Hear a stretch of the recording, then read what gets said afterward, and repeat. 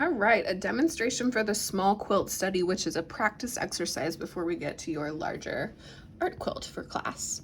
So this is an example, or the example that I shared in the overview video and also in that slideshow that I had prepared before today. So this one has already been completed, constructed, sewn with free motion. Here's what it looks like on the back with just some white bobbin thread. Lots of texture going on. This was the original reference image I clipped from a National Geographic magazine. And this is the tracing paper that I used to help me simplify my shapes from the beginning. So for this video, for today, I'm going to simplify this process even more, and instead of using a reference photo, I just made a simple abstracted geometric sketch that's going to guide me in my next steps. So I drew it out at the real size that I want it to be, and I just used some colored pencils to give me a sense of what my color palette might be, and then went through my fabric stash and found some pieces of fabric that are gonna work for this neutral palette that I had in mind. So my first step is just to take a piece of tracing paper or some other sort of semi-translucent material, and I'm gonna make my shapes. Now, this step might seem a little redundant for working with a sketch instead of an image, but you'll see why it will be useful in a moment here when we flip it around so that we can get the reverse shape. Definitely would recommend tracing paper if you're working with a photo reference, because it does help simplify it down into shapes better. Okay, I'm also going to think about the layers. So going from back to front, this would be my first layer, my base. Second layer. Third layer, I'm just thinking about how they're overlapping. Fourth. And then these ones are all kind of on the same plane on top of everything else, so I'll just put 5 for each of those. Okay, so now I'm gonna take this tracing paper with my general sense of my shapes, set my sketch to the side just for color reference later, and I'm gonna go to my WonderUnder. WonderUnder is an interfacing material that is adhesive and uses heat to adhere different pieces of fabric together. So here's what you need to know about WonderUnder before you start to use it. And this video is not really gonna show it super well just because of the quality of the camera, but hopefully at home you'll be able to tell the difference between the paper side of the WonderUnder and the adhesive side of the WonderUnder. The adhesive side has a little bit of a shine and sparkle to it, and if you look super duper close, it has like a netting looking texture. The paper side looks more like a parchment paper, basically. Doesn't have a shine, definitely more matted, kind of a mottled texture, different than this kind of like soft, stringy, fibrous, shiny, netted texture on the back is the best way I can describe it. If you are unsure which is the front and the back, I highly, highly recommend just experimenting with some small pieces first to get a feel for this, because you do not want to touch your iron to the wrong side, and the wrong side would be the adhesive side, because what will happen is that adhesive is just going to stick to your iron, and that would be a big bummer for you. So I want to make sure that when I'm drawing on the paper side. Okay, so here we go. I'm gonna take the WonderUnder, or my original tracing, and I'm going to flip it. And the key is to flip it because your image is going to be reversed, because the WonderUnder is going on the back of the fabric. So for this design, I mean, if I messed messed up the flipping part, it wouldn't really matter because it's an abstract design, but in some images, especially if you're using things like lettering, it would matter. So I'm just gonna keep it consistent and flip it, and you can see why having a translucent piece of paper is gonna be really useful here.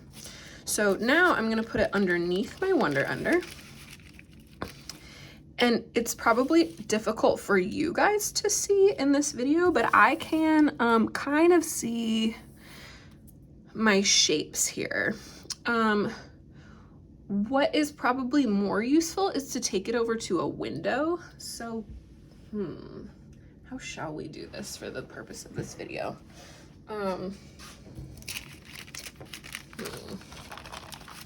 Let me see if I can adjust the camera here for a sec.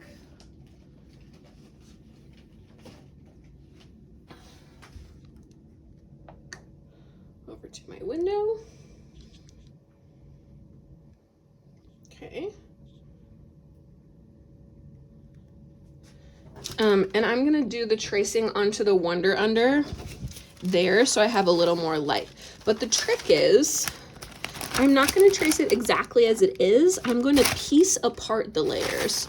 So I'm gonna take these individual shapes and unstack them and create their full shape. Okay, let's see.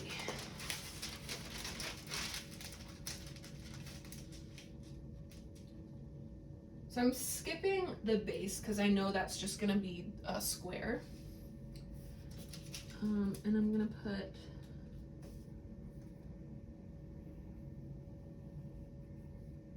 circle for 5.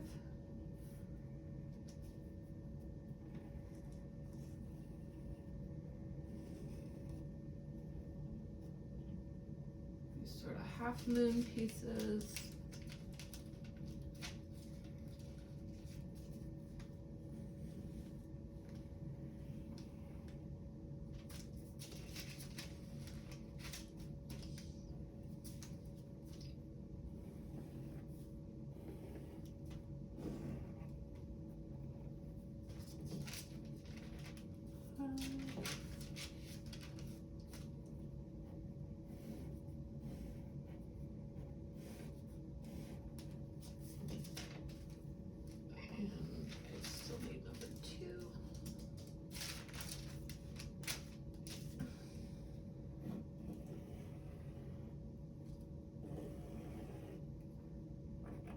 Okay.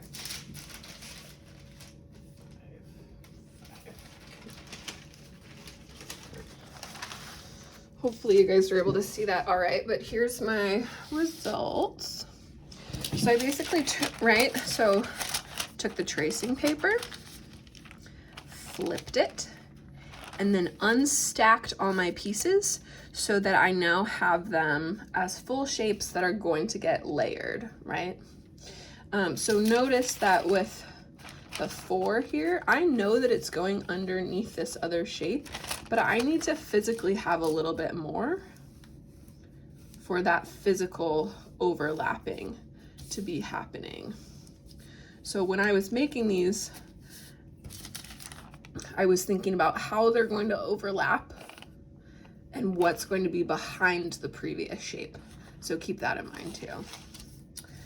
Okay, so now I'm gonna cut out these shapes. I'm gonna save myself a little time and not at all worry about cutting them perfectly, but just kind of crudely cut around them.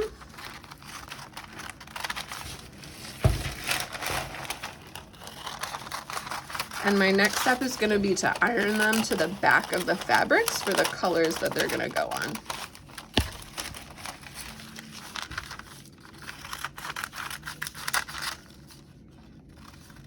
This is where if I knew how to edit well, I would fast forward this, but we're gonna just keep it in real time.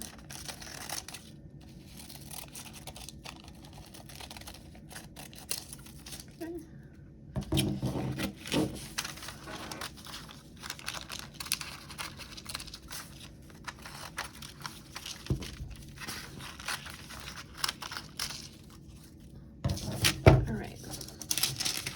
aside my excess and have all my shapes. Sorry.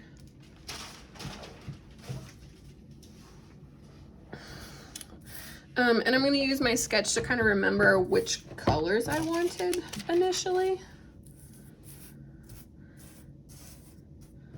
So I'm going to do green with the 5s.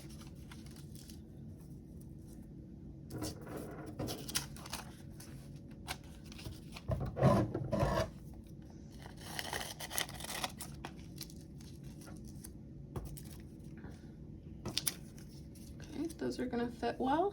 Do 3.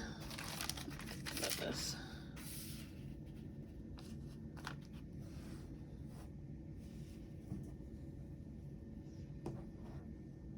There's my base piece. This is number 1.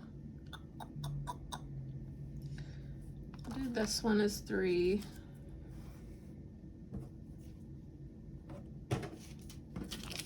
This one is 2. Oh, did you catch me? I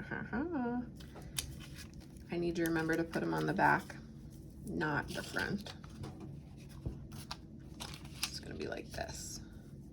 Now some of them, the front and back look the same, so that's no big deal. But on this one, there's a clear difference between front and back. That one, kind of a difference between front and back. We'll do this one for number 4.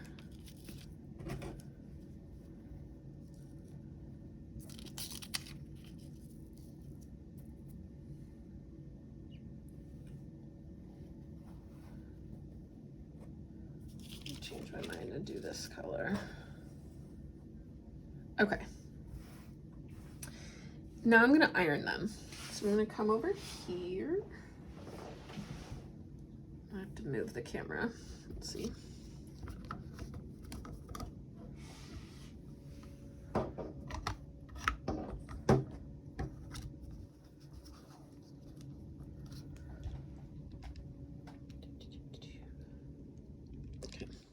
I'm just using this little tabletop as a ironing surface. If you've got an ironing board, that's even better. I'm just going to take each piece.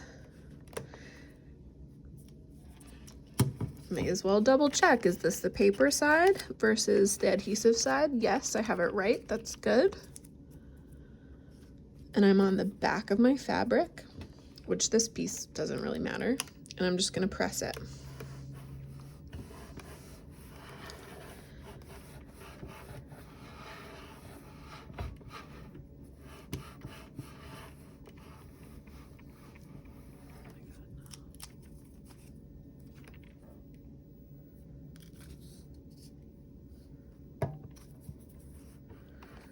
It's looking like the WonderUnder wants me to press for a lot longer.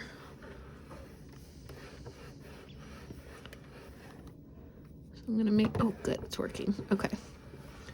As the iron heats up and the WonderUnder heats up, that adhesive that's on the back sticks to the fabric, which is great. Okay, got one.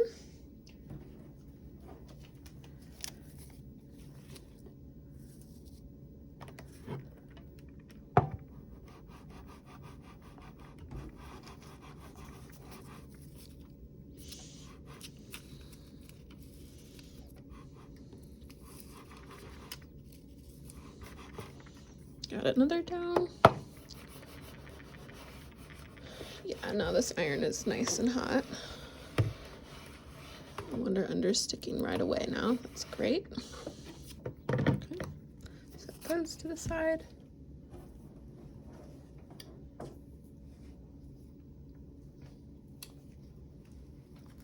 And my last ones.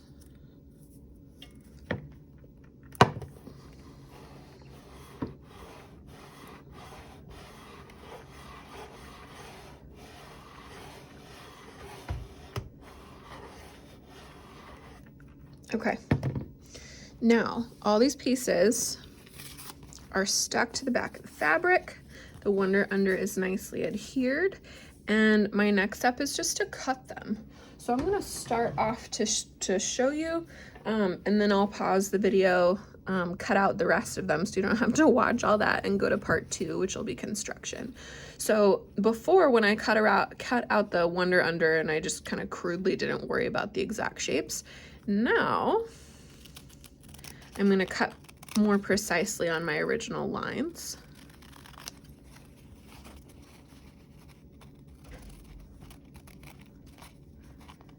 And cut them out like so. So I'm gonna pause right now and just finish cutting out the rest of them, and then I want you to go ahead to video part 2.